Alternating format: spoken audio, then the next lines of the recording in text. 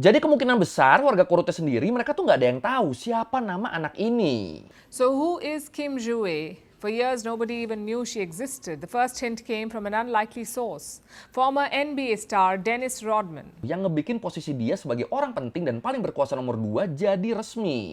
Kita bahas Korut lagi. Tapi sekarang kita nggak akan ngomongin soal nuklirnya atau huru-hara sama negara lain. Enggak, gue mau ngebahas anaknya Kim Jong-un. Yang disebut-sebut udah ditunjuk jadi pewaris tahta. Udah ditunjuk sebagai penerus yang akan jadi presiden Korut berikutnya. Padahal ini anaknya tuh masih kecil loh, masih 13 tahun, tapi udah dipersiapkan buat jadi presiden. Dan kalau ini emang benar, berarti dia bakal jadi presiden perempuan pertama di Korut, di negara yang sangat tertutup dan sangat patriarkis. Tapi apa ya kira-kira yang ngebikin Kim Jong-un nunjuk anak perempuannya yang masih awal-awal usia remaja ini buat jadi penerusnya? Ya udah kalau gitu, langsung kita bahas Kim Joo-ae, anak perempuan Kim Jong-un yang ditunjuk jadi penerus. Di Learning by Google.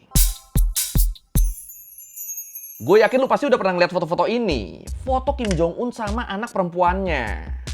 Foto yang nunjukin gimana Kim Jong-un yang punya image sebagai diktator yang kejam dan sangar jadi kelihatan kayak bapak-bapak pada umumnya kalau lagi ngobrol sama anaknya. Pokoknya bener-bener kelihatan sayang banget sama anak perempuannya. Nah menariknya kalau menurut First Post sebenarnya nggak ada info resmi tentang siapa nama anaknya dan berapa usianya loh.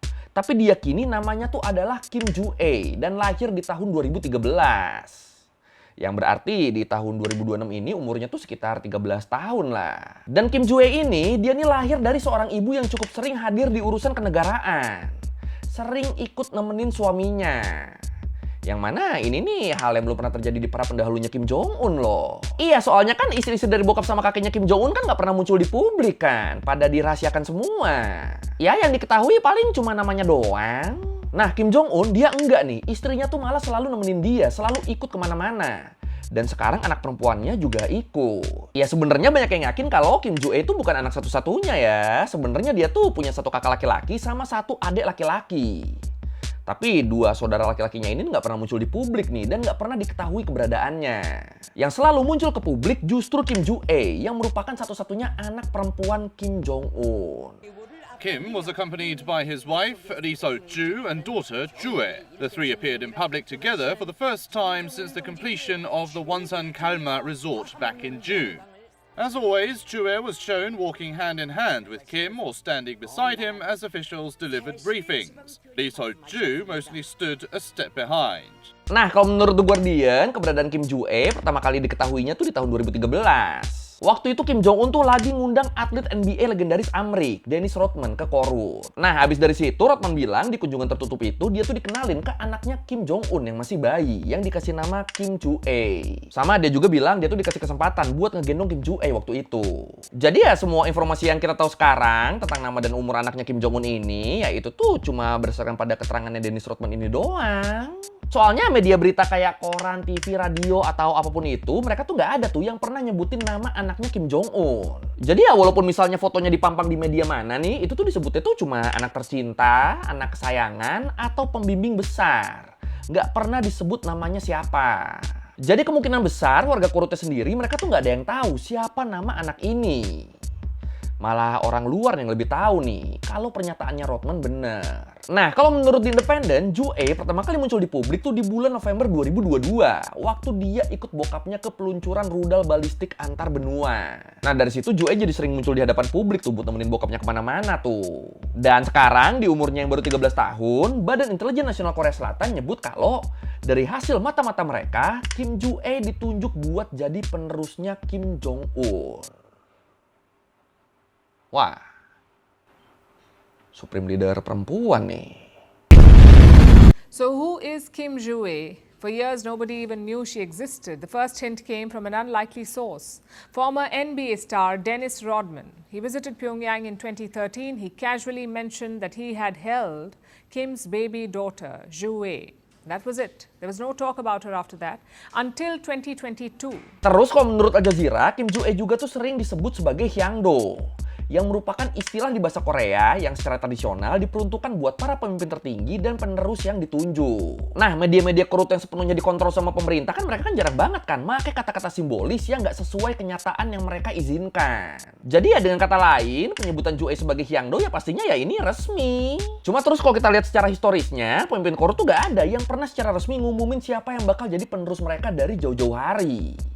Pokoknya baru ketahuan siapa penerusnya tuh ya nanti kalau dia udah meninggal. Jadi walaupun Kim Ju Ae disebut sebagai Hyangdo, tapi dia tuh belum benar-benar official ditunjuk jadi penerus ya. Tetap resminya tuh nanti, nunggu minimal bapaknya meninggal. Tapi walaupun gitu, Kim Jong Un tetap ngebawa Ju Ae ke acara-acara kenegaraan yang penting. Kayak misalnya ke uji coba rudal balistik tadi, terus ke parade militer, terus diajak ke Kumsusan Palace of the Sun buat ngunjungin jasad Kim Jong Il sama Kim Il Sung yang diawetkan. Terus pernah juga ketemu delegasi Rusia, bahkan sampai pergi ke Cina buat ketemu Xi Jinping. Ya pokoknya intinya sekarang Ju Ae ini diajak terus nih sama bapaknya nih, diajak terus sama Kim Jong Un ke pertemuan-pertemuan kenegaraan. Nah ngelihat ini orang luar makin curiga dong.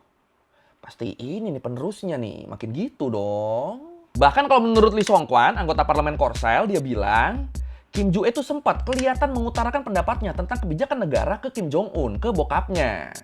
Dan di situ Kim Jong Un ngedengerin tuh, udah kayak pemimpin ngedengerin nasihat dari penasehatnya, vibe-nya kayak gitu. Terus disebut Kim Ju Ae juga tuh selalu merhatiin dengan seksama gimana cara bokapnya kerja. Ya pokoknya intinya kelihatan lah kalau dia nih bener-bener lagi belajar jadi penerus. Sama Lee Song Pen juga bilang kalau Ju Ae ini lagi ada di tahap dimana dia diangkat sebagai pengganti secara internal. Jadi dari luar presidennya tetap Kim Jong Un, tapi dari dalam Kim Ju Ae ikut andil dalam berbagai kebijakan dan perpolitikan. Mau itu yang di depan publik ataupun yang di balik layar. Wow.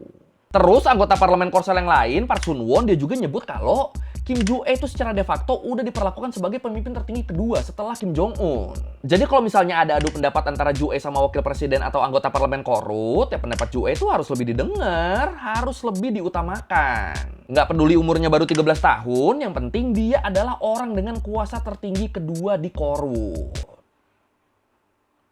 Kita umur 13 lagi ngapain ya? Dia udah ngatur negara, anjir. The National Intelligence Service reported today in a private National Assembly session that Kim Ju Ae is being recognized as the designated successor. As Kim Ju Ae's presence has been highlighted through events such as the Air Force Day ceremony and a visit to the Kumsusan Palace, the NIS says it judges that she has now entered the successor designation stage. Terus kalau menurut The Chosun Daily, Badan Intelijen Korsel bilang kalau mereka bakal merhatiin terus perkembangan peran Kim Ju Ae di perpolitikan korut. Yang salah satunya, Intel Korsel bakal mantau di Kongres Partai Buruh Korea Utara yang bakal diadain di akhir bulan Februari 2026 ini. Itu dilihat di situ, Kim Ju Ae hadir gak nih? Kalau dia hadir ya berarti bener, berarti Ju Ae lagi dipersiapkan buat jadi pemimpin berikutnya. Kenapa kalau hadir disimpulinnya gitu? Soalnya kongres ini tuh cuma diadain 5 tahun sekali, yang tujuan utamanya buat ngebahas rincian kebijakan luar negeri, perencanaan perang, dan ambisi nuklir untuk 5 tahun ke depan. Jadi emang sespesial itu kongres ini nih. Jadi kalau Kim Ju Ae hadir, berarti ya dia udah dipercaya itu buat tahu atau bahkan ikut ambil bagian di keputusan-keputusan yang sangat strategis. Bahkan disebut-sebut kongres ini tuh bakal jadi panggung di mana Ju Ae diresmikan sebagai penerus. Bakal dideklarasikan secara resmi di situ, katanya.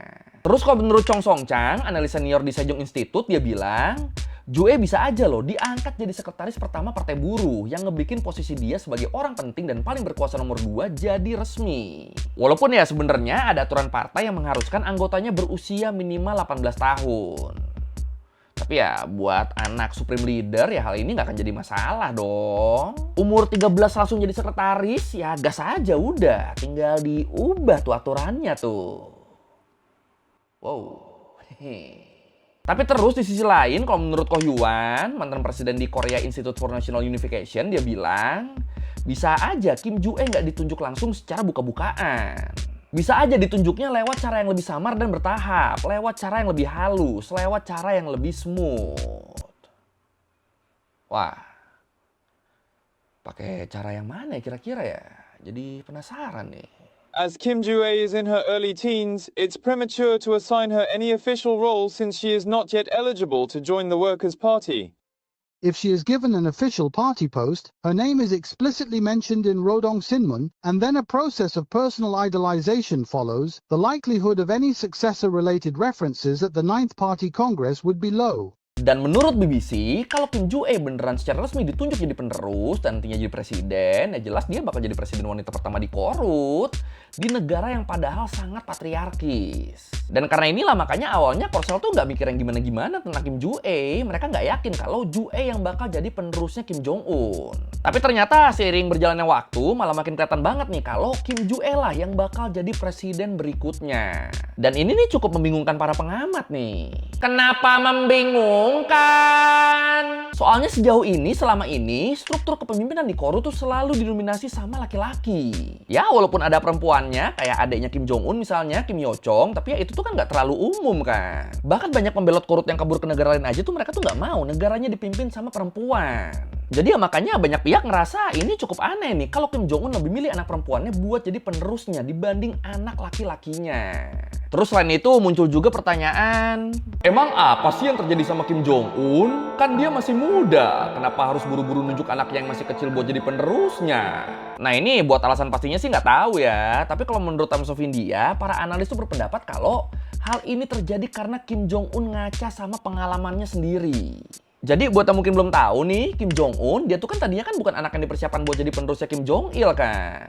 Yang harus jadi penerusnya tuh kakaknya, Kim Jong-nam. Cuma karena terus Kim Jong-nam sempat kena kasus dan ditangkap sama otoritas Jepang gara-gara ketahuan pakai paspor palsu cuma karena pengen pergi ke Disneyland.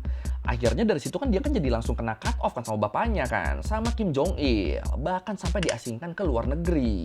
Akhirnya gara-gara itu penerusnya diganti jadi Kim Jong-un. Cuma terus masalahnya Kim Jong-un sendiri dia tuh kan baru ditunjuk jadi penerusnya tuh kan di tahun 2010 kan. Cuma setahun sebelum bokapnya meninggal. Nah mungkin di momen itu dia tuh ngerasa kurang persiapan, kurang pengetahuan, kurang pengalaman. Ya pokoknya ngerasa kurang segalanya lah. Dan karena itulah makanya akhirnya dia belajar dari situ. Makanya sekarang dia selalu ngajak anaknya buat ikut dalam urusan negara.